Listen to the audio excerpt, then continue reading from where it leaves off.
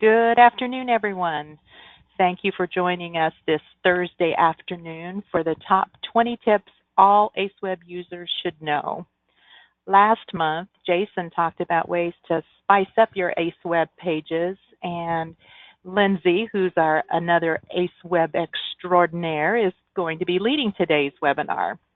And her ACEweb tips and tricks session at conference this summer was brimming. It was just full and very well received, so I know you're going to enjoy this session today.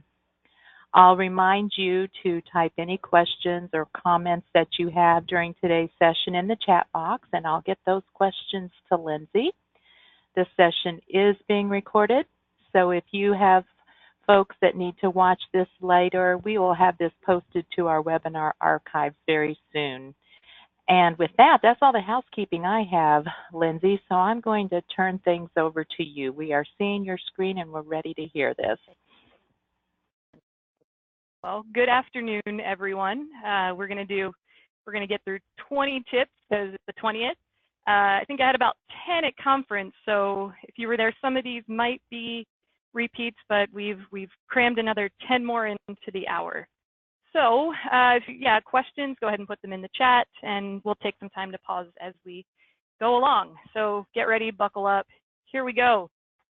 Tip number 1, if my screen works, come on. Get the full ACEweb experience. What do I mean by that? Creating an account as a student, having an instructor account, going in with the staff web access. So this is where the first show of hands, how many of you have created a student account in ACEweb?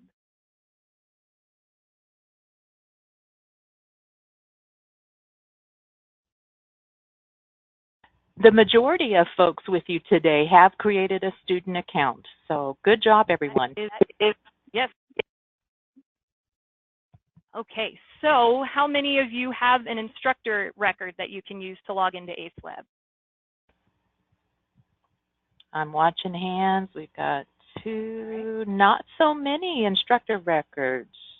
Just about a third of your audience have created an instructor record.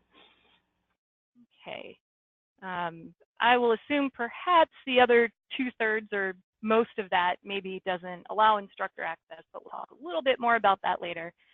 Definitely, if you haven't set one up, but you do allow it, go ahead and create yourself an instructor record, log in so that you can see what's going on. And final question on this one is, how many of you have used the staff web access feature? And what I mean by that is we have a newer feature where you as a staff member can use your student manager login to get into ACEweb and enroll students and view course information. I'm watching hands come up here. You have a couple. Well, about another third of your audience have done that, Lindsay. Okay, that's a pretty good number. Hopefully it'll be all of you by the time we're through. So our next tip is use your resources. And this is one of those things that if you've come to conference, if I'm your technician, you've probably heard me say, I'll keep saying until I'm like, you know, shades of blue and purple in the face.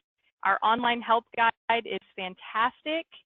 We have an ACEweb customer resources page right on our ACEware.com website under customers. There's one that says ACEweb resources. Great things there would be your ACEweb update. Anytime there's a new build, whether it's the 3.5, which is the Visual Fox Pro version, or the 4.0, which is the SQL version, you're going to find the update on our resources page, along with instructions. The other thing that you will find there is a whole lot of templates. So if you wanted to redo your, your foundation templates, you could download the default ones. If you want updated templates, this is one place to find them. Other things that are pretty great in the templates, if you're looking at that screenshot there, the awstorm.zip, we're going to talk a little bit more about that soon. Ask your tech for login credentials. If you see a padlock next to anything, you do need to have a username and password for that. Next up, again, is our online help guide. There is a topic, just ACEweb topics. You will get a main landing page for that. And then in the side navigation, it'll go through everything from installation to our list of HTML templates to troubleshooting, all the good stuff. Next resource is our webinar archive, which is where this webinar will be later on this afternoon. There is a tab just for ACEweb users, so if you were looking for something ACEweb specific, you're going to find it there. But of course, also take advantage of the webinar archive in general, not just ACEweb, but Student Manager as well. And our forum. How many people, we're going to do another show of hands, how many people have created an account in the forum and subscribed to the ACEweb updates board? I'm watching the hands. Gosh, Melody, shout out to you. That is the only attendee that I see that has created an account in the forum. So the rest of them have some homework to do. Yes, you do. You definitely have homework. Extra points to Melody. The forum is a really nice resource, and it's not used as often as I think it could be. What you see in this screenshot, there are actually Student Manager updates, and the bottom half is ACEweb updates. If you create an account, you will see this board anytime it's, I think actually Red is subscribing, so pretend I didn't say that yet. Clicking on the ACEweb updates topic, every time there's a new build released, there's going to be an entry in the forum. And every time there's a new entry, we're not going to do that one yet, you're going to find notes on what's new, what was fixed. At the bottom of this ACEweb updates board, there is this great tiny little link. You got to search for it. We're making sure, again, you're doing your homework to subscribe to the forum. What that means is if you are subscribed, anytime something is posted, you're going to get an email. So if there's a new ACEweb update, you're going to get the email. So you know right away, and if you're the person who updates ACEweb, you can schedule time. If you're not, then you can talk with your IT person or whoever in the office does this, and you can get that new build in. And here's an example of release notes. So again, new features, any fixes, any notes like, hey, make sure you're making a backup, right, before doing any updates. All right. The next important thing, we have Keeper of the Flame. We have them for Student Manager. Designate someone for ACEweb. Another show of hands, and I promise we're going to stop the show of hands really, really soon.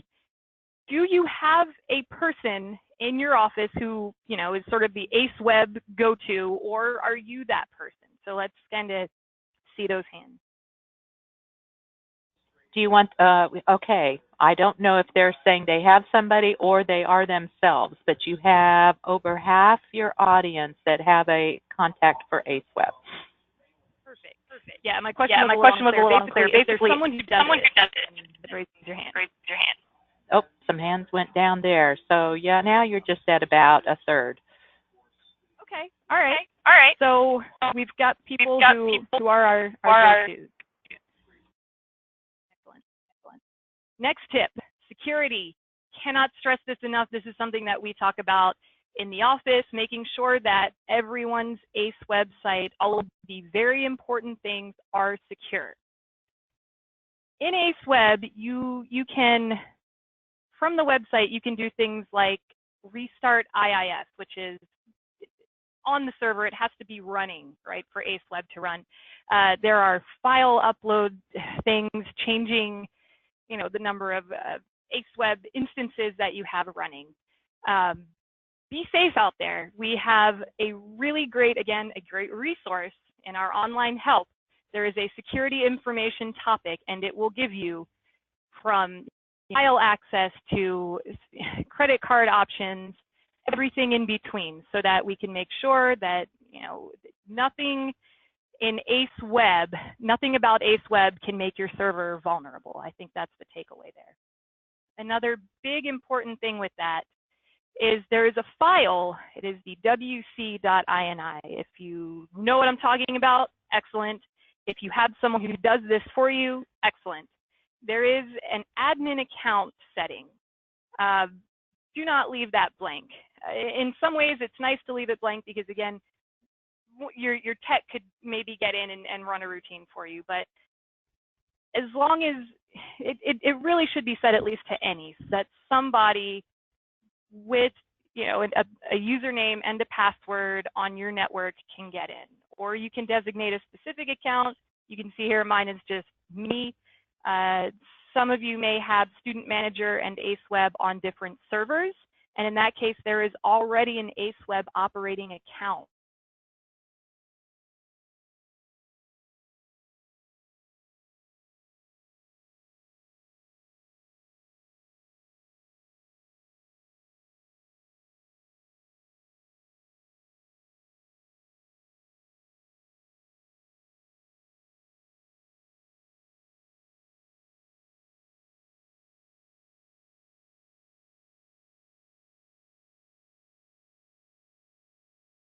This is going to be available to download later. I've also got just like a PDF for you. I've tried to include links on each of these to get you to maybe a page in the guide, because sometimes it's a little tough to figure out which search terms should I use to get there. If there's already a webinar or something, I'm including those links for you as well so that you can get back, because use your resources. So staff admin access. In just the same way when you create a user in Student Manager and you know, password maintenance, you have a lot of settings. What can I do to the name records? What can I do with instructor pay or reports? There is an ACEweb one as well. So not everyone needs access to these admin routines in ACEweb. Really, it should be one person and probably a backup, maybe two backups if you need them. So, you know, make sure, again, here's a link over to here's a screenshot to the help guide with the link that I provided you the slide before, so that you can see really what's going on. Are there any questions so far? I'm not seeing any right now, Lindsay. Carry on. All right. Next, get to know your INI settings. Show of hands, who knows what I mean by INI settings?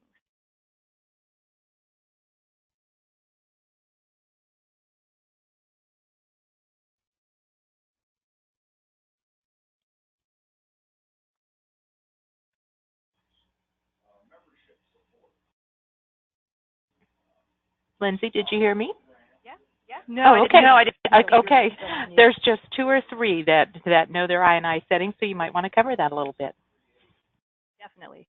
So your INI settings, they are your preferences. The same way you set all of your preferences in Student Manager, you're setting for ACEweb. Again, this is one of those things that if you're not going to be the person, you know, the sort of keeper of the ACEweb or the go-to in the office for ACEweb thing, relay this on to the one who handles that.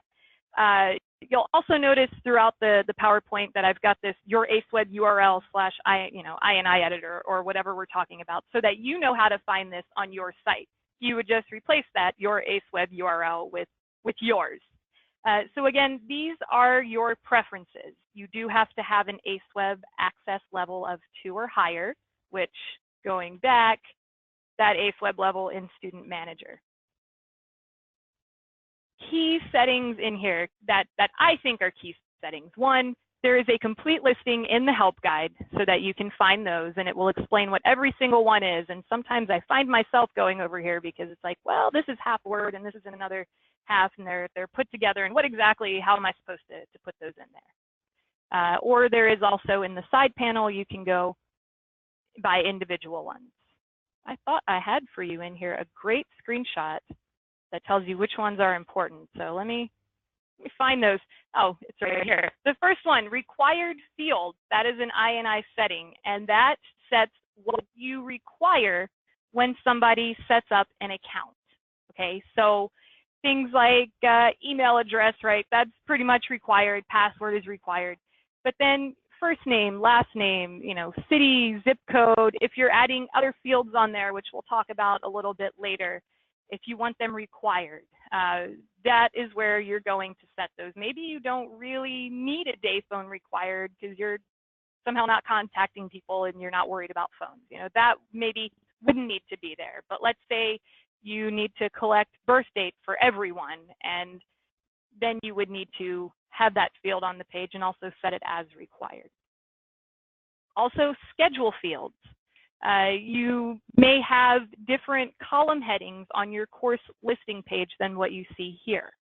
You may not. You might actually want to add something, but you weren't sure before how you might do that. That is your schedule fields INI setting. Also with that, and I didn't include in here, there is a course order INI setting, and that determines the default sort order of your schedule page. You may want it sorted by default. When a student lands on the page, you might want it sorted by code, or maybe you want it by fee, or when it begins. Although you can sort it by clicking on the headings once you get to the page, setting a default sort order can make it a little easier for folks. Next one, it's actually 4. It's gonna be a 4-for-1 here. There's a help phone, help email, org name, and org hours. Those 4 settings, if you were to go to your contact page, that's what you see there. The phone that's in there is coming from the help phone. Help email is coming from email. Org name, and what that actually is it's a few, and you can delineate. You can have your organization name. You can have the address, add that on a line. You can put the phone number on a line. Hours, if you use that, you can put that in there as well. And let's see. Next one, staff web access.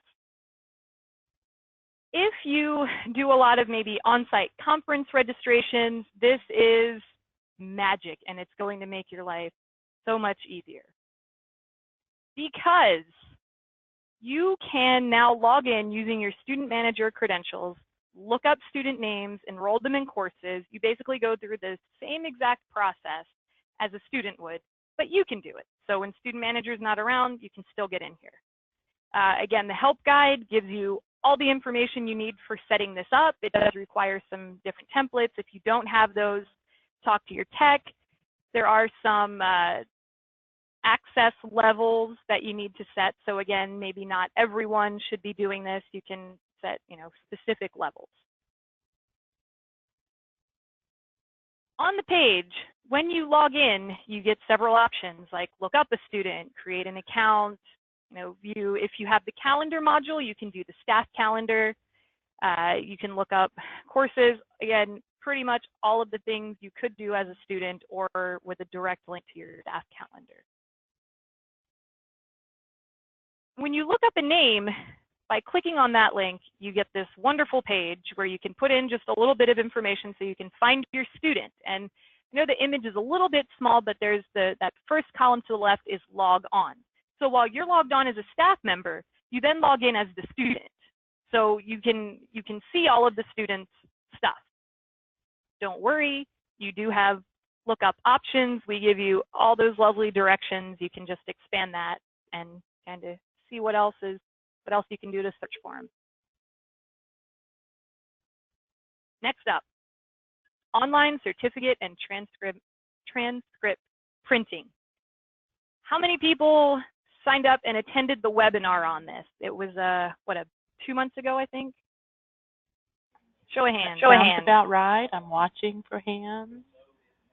Ooh, I see no hands for folks. Oh, Rita, congratulations. Rita is the only one that attended that webinar on this function, this storm function. Okay. The next question then is going to be, how many of you have certificates or transcripts that you need to get to students? And then these same students call you and say, I lost it and I need it reprinted. Show of hands.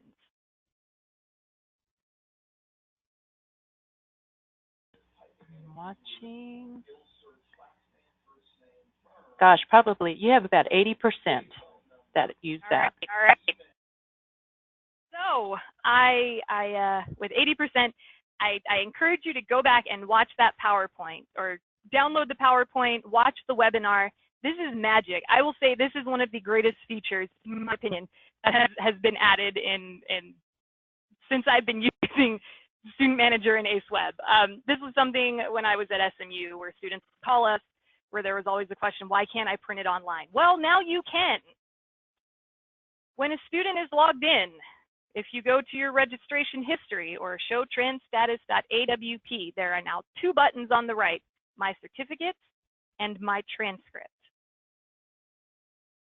Clicking on My Certificates, it's going to give you a list of courses. Now, there is a lot of setup on the back end that you will need to do. But since we are talking tips, I don't want to go too far into setup and not be able to get to the rest of them. But assuming you have set things up on the back end correctly, when going to my certificates, I'm going to see a list of my courses where a certificate is available.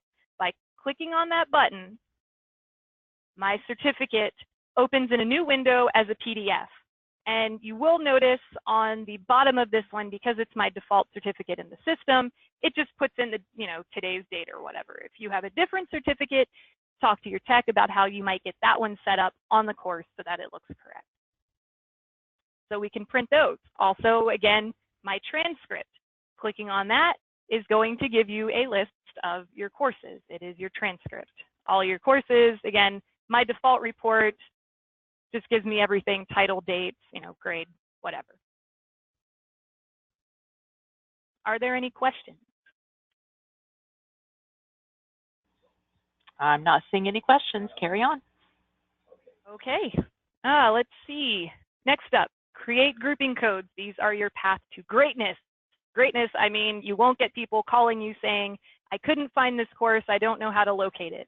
They didn't use the search feature. But grouping codes are your roadmap. These are what you set to get people through your site. There are some rules. We have rules in the help guide. When you're creating one, you can use letters, numbers, hyphens, nothing else in these grouping codes. You can, however, now that I said nothing else, if you are using two-level grouping, which I'm going to show you that example, you can also use periods and asterisks, because with two-level grouping, you have a major grouping code that begins with a period and 3 characters. And then all of the sub-grouping codes, all of the minor codes under that, begin with those 3 letters followed by their own 3. So let's see, I think I have one more rule on here. They must be at least 3 characters. 3 is the magic number here. We should be familiar with our grouping code screen in Student Manager. This is where the magic happens. It's good stuff here. A couple of things to point out. If you look down toward the bottom, there is a checkbox that says active code. Maybe you used to have a code, you don't have it anymore, but you might bring it back. You can deactivate the code. The next one is do not display courses on ACEweb. By default, that's going to be checked when you add a new one, so make sure you uncheck it. What's great about this box, though, one, if you're not offering courses in that group right now, you cannot display. Or maybe you just need to create codes for your certificate programs, and they don't need to show up, but you're using them for tracking and reports and things. You can create whatever you want and just not display them. Also, you can use, we'll get to images, you can put in detail, you can put in a description in HTML so that when you're on your major groups or your show groups page, you're going to see that. So if I were using two-level grouping, the first thing I'm going to see when I look up courses by program, I'm going to see a major grouping code. So community education, right? That's my grouping code. Going back a slide, that's the .com. Community-driven enrichment opportunities is our description. There it is for you. When I click on that, I get my subgroups. So everything within community ed, art and music, crafts, health and wellness. Then, if I click art and music, I get my course listing. So it's a way to get your people to where they need to be in the clearest way possible. You can, of course, have multiple grouping codes assigned to a course. So maybe you want to list an art class in art and music and in crafts. Maybe you want it in social science as well. Maybe it needs to go on continuing ed. You can cross-list all you want. You can also use images. There is, on the grouping code screen, a field for that. You must have the images in your images folder on the ACEweb server. If you have access to that folder, you can put them in yourself. We're going to talk about that just a bit more near the end, or you can send them to your server admin, your IT contact to do it for you. Putting an image in just gives you a great little icon next to the topics, and you can, unless you're offering groups of, cat paw classes, you probably wouldn't use that one. It's very sweet, though. Say what? Sorry. I said it was a very sweet image. I liked it. Was those toe beans? They are good. So next hint is display related courses. Tip, I think we were talking tips, but they're hints too, right? How many people use this feature on their ACE website? Raise your hand. I'm watching just a couple. Just a couple. Okay. All right. Well, this feature is pretty great. You set it up when you're creating your course catalog record, right? And on the catalog record, on the prerequisites tab, there is this box in the middle that says related courses. What these are catalog codes that you add to this catalog code.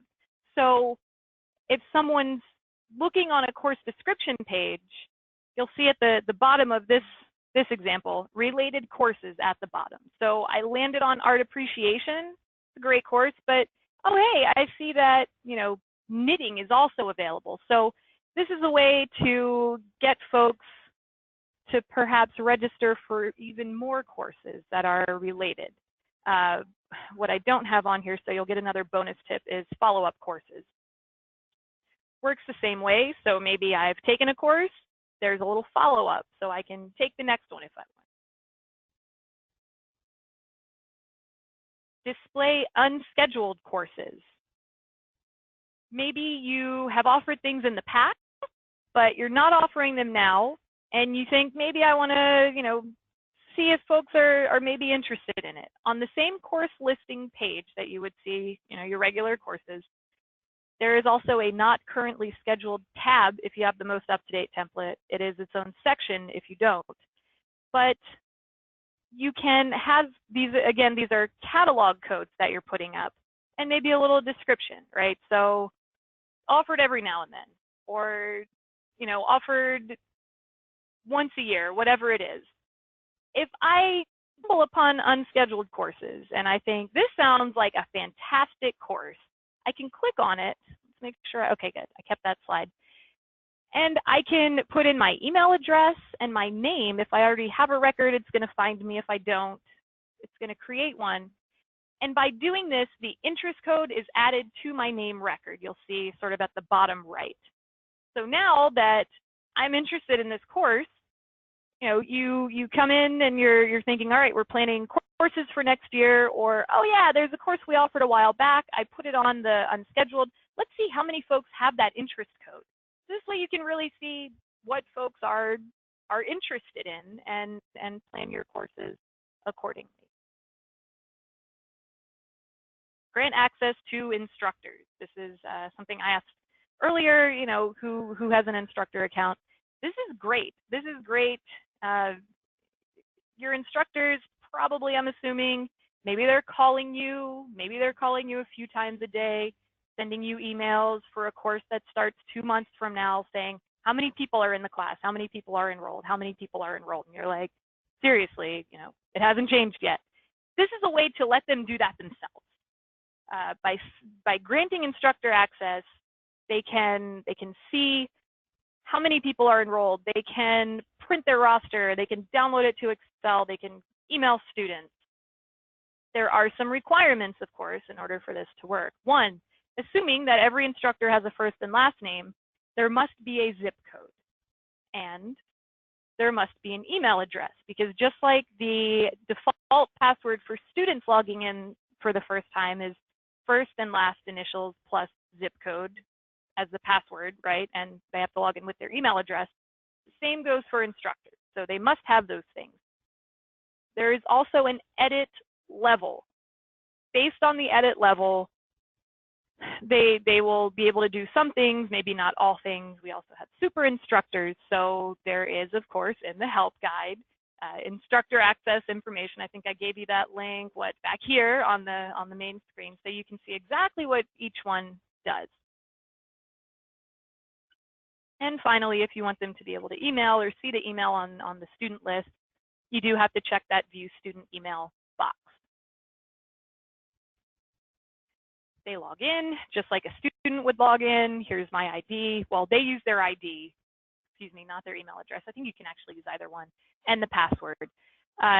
Options like showing current courses, maybe including gradebook course links, inactive courses, maybe an instructor, maybe you take course proposals and you put out an all call. And so I'm like, oh, I can't remember how many students I had in this course before or something like that. I could go back and check that roster and decide, oh, maybe I would like to offer that again.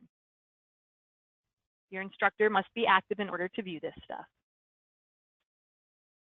Then you can see just a basic roster, right? All right, my course, how many people are enrolled, when does it begin, when does it meet, and I can also click on that list button. Now, what I didn't put in here, but the same way course enrolled, begins, ends, meets, that, actually I take back what I said right now. We're gonna get to the next thing here in a second. You can change those columns if you need to put something else in there. And that's really helpful for when you are looking on the roster. There's a roster fields INI setting, and by default, we're just getting name, firm, address, phone, email. If you need to include different information for your instructors, you can add a column to this by editing the roster fields INI setting. Following, sort of going further on that, you can set up custom rosters using on the course record in Student Manager. So maybe I'm offering this specific class where I need this, certain piece of information. You can set that up in Student Manager. If you have questions about that, ask your tech, check the help guide. Other tools in here, again, you can print your roster, you can print an attendance sheet, email students, save it to Excel. You can edit grades, hours, credits. Also attendance. If you have the attendance tracking module, there is going to be an option for attendance. So maybe you track attendance, but right now you have your instructors sending you a sign-in sheet, maybe every time the class meets or at the end, and then someone in the office has to do this. Save yourself some time, let them do it. So again, default hours, anything that you're already entering in Student Manager, they will see those same columns to enter that same information. All right. Next up, display icons on the course listing page. Show of hands, how many people use the new courses? How many people check the new course box on a course record? Watching. Just a couple, Lindsay. Okay. So if you're offering a new course, right, the first thing you would do in Student Manager is check that box on the record so that we know it's new. But the other thing is, in your INI setting, in your schedule fields, INI, you do have the option to display an icon. There's a straightforward one you can copy if it's a new course, so that if it's new, you're going to see new, assuming you have the image, but you should already have that in your images folder. You can also add another column, or maybe not the new one. You can have different images, and that's going to be based on the course category, which is at the very top of the course record on the yellow screen. That is helpful if, for example, maybe you have more than one campus and you want folks to know very, very easily, where is this offered? You could have a little image for that. And the same way you see this on the course listing page, you can also do this on a course description page as well. Collect youth student data. That's important, right? We want to know who our people are. Maybe you have to do state reporting and you miss one piece of information and then you're spending the day calling maybe 40 students to figure out what that information is. Student Manager, we have a lot of tabs on that name screen, right? Pretty much anything on a name record, from the user-defined fields to method of contact, you can get them to enter through their account sign-up page, or when modifying their, when making edits to their account, they can change that information. Definitely take advantage of this. There are many of you who have already changed your person.awp template who are, you're collecting very specific things, but maybe if there's something you've thought about, but you haven't collected yet, here's a great opportunity to do that. With understanding that anything on person.awp, which is your account sign up, anything on here that you require, right, is required for absolutely everyone. So be judicious in what you want to collect. You may not want everyone's t-shirt size. You might just need that for youth programs or something. But anything you need for everyone, you would want on this template. Are there questions? I do have a question, Lindsay, and this is going back into the instructor access. Are you able, when they're looking at rosters in the roster INI settings, can you remove columns? Say you don't want instructors to have the address of students. Can you remove columns there? Absolutely, yes. That's a good question. You can absolutely remove columns. If your INI right now is set to default, you will probably have to, if your setting is empty, I think it automatically shows address. So you'll just have to go in and specify exactly which columns you want there. Thank you. Carry on. No problem. Cool. So person.awp, collecting useful information, but for everyone is what you use there. But maybe you need very specific information for, one course, or again, like with youth programs, maybe there's like a marching band training and you need to know which instrument everyone plays, or maybe you do sports camps and so you need to know who's forward in soccer and who's center field in softball or something. That's where the supplemented data capture template comes into play. And we've got great information in the help guide. There's a webinar on it. There's also a PowerPoint for it. This would be your regular page. So right, when we select a course and we say, enroll in a course, we just get a basic cart. Here's the course, how did you learn about it, what are my fees, yada, yada, yada. With the supplemental data capture page, you can add more information to this. So in this example, we have additional information we need, like a grade level. So this would be for, I think this is for like an educator course, right? What grade level do you teach? Subject that you teach. Do you have a meal preference, right? Are there dietary restrictions? This sort of information in this specific example, you would probably be storing on the registration record in a user-defined field. So if you haven't used UDFs before, you'll want to, read up on that. Maybe you need to brush up on it a little bit, like you've used it, but not too much. Knowing where you're entering the information is what's going to determine how you set this up in the background. And we do have example templates that you can download. Those should be on that ACEweb customer resources page, so you can get a feel for how the template looks in the background. Allow proxy registration. Show of hands, how many people have proxy registration enabled in their ACEweb?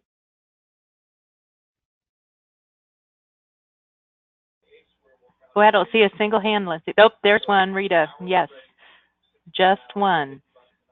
Okay. Well, I know that there are some of you who really just want each person to enroll for themselves and not go any other way. But especially, again, I'll go back to the youth camps example. Allowing proxy registration means that the parent or guardian can register the child.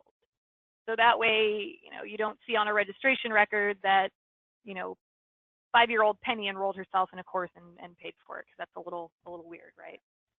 Unless she's very, very advanced and can do those things.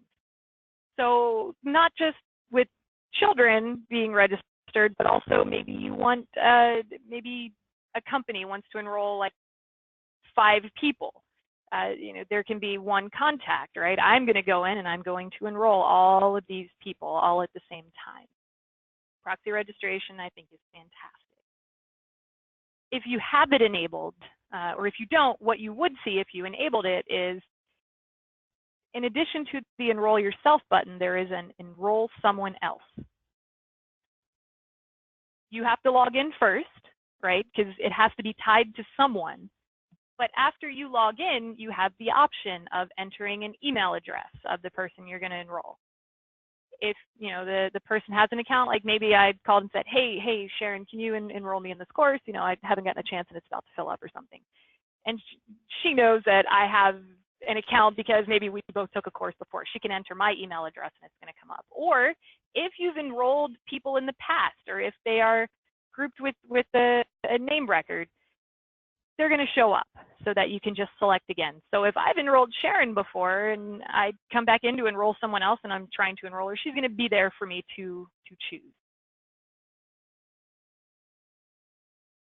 And once you select the course, in the same way that if I add a course to my enrollment cart, but I want to add more, I can save to cart and add more courses. But now I also have an option to enroll someone else in the same course. So, in this one, we're enrolling Matthew, and then next we're going to enroll Charlie or someone, right? So you can keep going through your list to get everyone enrolled. And, when clicking that proceed to checkout or viewing your cart, all of the entries for each person will be grouped. So if Matthew had multiple courses or Sharon had multiple courses here, you would see each of their courses under their name. Once the registration is completed, everyone gets an email, and the really nice part of it is that on the registration screen in Student Management, you're going to see who registered the person or the people. So it's a really great way to look it up very quickly. And you can also, if you aren't doing proxy registration in ACEweb, or if somebody just calls, right, I'm calling to enroll Penny, then you can make me the proxy as long as I have an account, or you can create an account for me and check that box. So proxy is a really, really pretty useful tool. I have a question for you, Lindsay, before you go to the next tip. If we have some users who have not used proxy registration, where do they set that up? That's an excellent question. That is set up in your INI. So again, that's a preference, right? So if we think about that as our student manager preference, there is I think it's proxy reg or something, and you just turn it from off to on. And I should say with that, and I haven't said it yet, when you're making changes to your INI settings, it does require reloading the comms servers. And what I mean by that is basically it requires a refresh of ACEweb while it's running. That's something that can be done through the admin page, which again, we talked about security. To be able to do that, that is also something you can do by resetting IIS on the server. But in order for those changes to take effect, you do have to basically refresh ACEweb. Moral of the story, though, is it's an INI setting. Very good. Thanks so much. Not a problem. Next tip, pay balances and invoices online. Let people go in to pay if they have a balance, or to pay if you're invoicing. Maybe you're doing payment plans or something like that. That way, again, they're not calling you. Or maybe you allow deposits and then they need to go in and pay the rest later. This is another place where it comes in. You could even, if you're very generous with I'll put you in the class and then you need to pay, you could just send them a link and say, all right, you're in the course, but go here to pay. Again, on that show trans status page, if you have the buttons, if you're using this, they show up. You have payment status and pay invoices. If you want to do this and you don't see those buttons on your template, you will need to modify it to add them. Great thing here, of course, is you can do this for yourself, all registrations you have entered, or registrations for another person. So I registered Charlie, and now I need to go in and pay the balance for him. So what happens after you click on the button is you get to the list of payment status, right? So I enrolled James in something, and he still needs to pay. I may come in here and pay for him. My two courses, anything in, or actually he doesn't have a balance, anything in red, there's still a balance due. So Charlie signed up for a 19th century art, literature, and music course, which he would do so well in. You just check the box and you go through pay now. So it's the same routine after that when going through to enroll or pay for a course, right? You're checking the box, you're proceeding to check out, you're getting a confirmation at the end, all of that great stuff. Keep your templates up to date. You may have had ACEweb for a very, very long time. You may have some pretty old templates that might be missing new features. You may have have things that are customized, or you might want to customize some text on the pages. Keep them up to date so that they are shiny and new, and you are taking advantage of what we have to offer. There are two ways to update, and with the updating also to edit them. You do have a template manager in ACEweb. That is another one of those student manager, user, staff, admin access type things. I do not at all recommend everybody using the template manager. This is one of those that you want to know when things are being changed, and you know, if I change something and Sharon doesn't know, then that's not always, or I change it and then she goes in and changes something else, and then we lose all the changes, right? So there is an online template manager. You can choose any of your HTML templates, which are your page templates. You can also modify from here, you know, something like person.awp. You can modify your email templates through this. The other way is through direct template folder access. ACEweb is installed on a server in a whole lot of folders. And deep inside that iNet pub, there is an ACE folder, and that is where all of your templates are. It's also where your style sheets live, and your images, any custom templates that you use. IT might not want to give you access to the entire ACEweb folder. What I mean by that is the same way you can double-click your student manager icon to launch that. That is something that you are mapped to. You're connected to a folder somewhere else. You can do the same thing with ACEweb. If they are not comfortable granting you full access, maybe they'll grant you access just to the ACE folder. Or if you really like using images on all of your stuff and you continue to send to one person, hey, can you put this in the folder? Hey, can you put that in the folder? They may finally relent and just give you access at least to the images folder so that you can do this yourself. Things that you really want to check. I would suggest that each of you go back and check your FAQ page if you are using our FAQ template. There are spaces on this template for you to enter your information. What's cancellation policy, right? This is where your organization's policy goes. If you have never put anything there, you are going to see your organization's cancellation policy goes here. So check this one for sure. The other one that I would check is the Contact Us page, if you're using that. It's another one. All of that information is coming. We talked about it earlier. It's coming from INI set. Sometimes you don't know to check that in the INI until you come across the Contact Us page, and you know, someone is listed from who hasn't been in the office in 5 years, or maybe you changed locations and you need to update the address. Next up, brand your website. Show of hands, how many of you have taken advantage of our ACEweb makeover? Not too many. I just a shout out to Melody. All right. Okay. So if you haven't, I'll show you a couple of examples, but also maybe I should have also asked how many of you have customized your ACEweb look with your school's so that it looks like your school's pages, but with ACEweb information. I hope that question makes sense. I got about half of them on this. Okay, good. That's good. That's one of those things where you are branding your site. You are making it look like it belongs to you. You are making the process seamless for your students.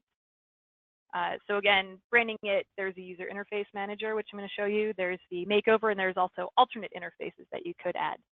This is the basic ACEweb out-of-the-box template, right? It's this pretty dark blue. There's a place for your logo. There's some contact information at the bottom. There's some social media links. But maybe you want a red header bar, or maybe you need to put your logo on there, or you don't have a Google Plus social media account for your department and you want to take that icon out. There is, again, this is one of the ACEweb admin features, a user interface manager, which will let you change things like your logo, right? It must be in the ACE images folder. You can also change the color scheme, which definitely, if you have our default ACEweb design, at least, change your colors. And I think most of you have that. I think, most folks have already gone in and set the header and footer to like, I don't know, green if that's your school's colors or something like that. You can also change link colors. You can change, I think, whether things are centered or not, but it gets you closer to having something that looks like your brand. Yeah, table headings you can also change.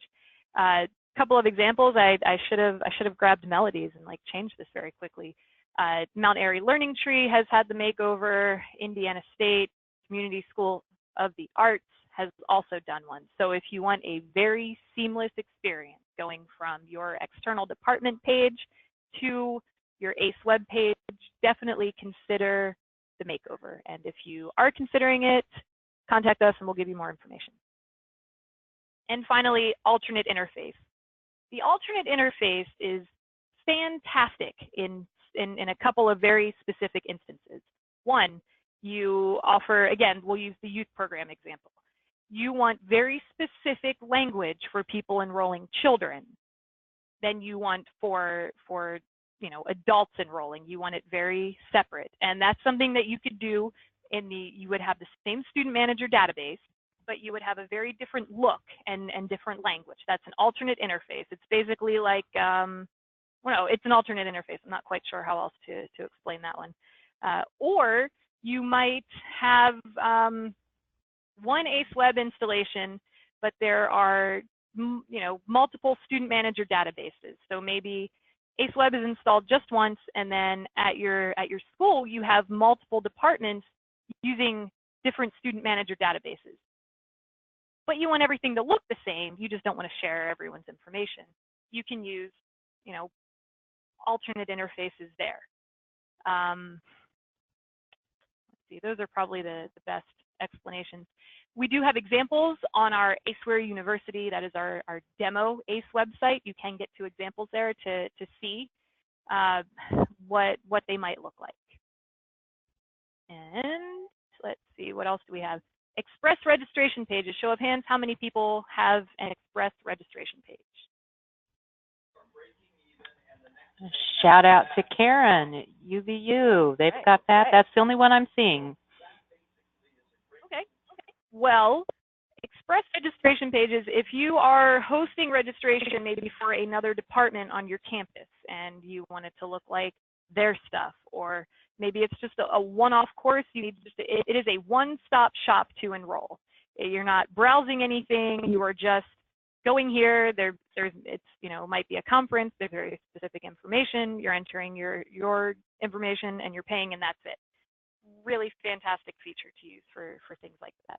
I know we're starting to get short on time. I think we're almost done. Actually, this is the last one. So we've gotten through 20, but I figured I'd give you a bonus tip, and this one kind of goes without saying, update ACEweb, right?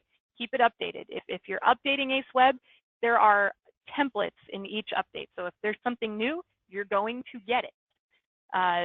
You can go to your ACEweb URL /about.awp, and it's going to tell you which version you're running and what the file is dated. So ACEweb is not necessarily something that you need to update every single time there's a release, but certainly if there are major bug fixes, you need to update.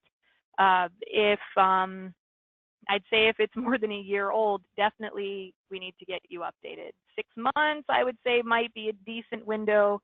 It's really up to you, but don't let it go more than a year, 6 months to a year. So that is all I have. If there are more questions, go ahead and take them. Boy, I'm not seeing questions, Lindsay, but I bet that there's been a lot of note-taking and people are making their list of things to do. That's a great list of tips, and we appreciate that. So, Absolutely. Yeah, let's talk about what's coming up next. If you got our newsletter this week, you saw that our 2019 conference will be in Las Vegas next June. We'll have pre-conference workshops that are 6 hours of hands-on training. Will be on Tuesday, June the 4th.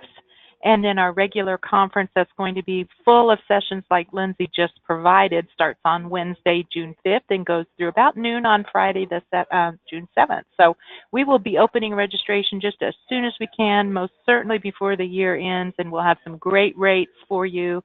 Add your scholarship funds if you have a current support agreement, and you will have the best deal possible. We have some webinars coming up next month. Lindsay's updating them. We'll have our update, our ACEware software release update the first week of October. I think it's on the 3rd. If you've signed up for that, you're certainly signed up for all of them. And October 18th will be our main webinar for the month, and we're going to talk about some tools. Of course, those are within Student Manager and ACEweb, and some strategies that we see from some customers to help you grow those enrollments. And so the first week of October, you'll get your email about registering for that. So those are things that are coming up, and I'm still not seeing any other questions. And so we will wish everybody a good weekend coming up, and we will see you next time, which is about the first week of October. So have a good weekend, everyone. Bye-bye. All right. Bye.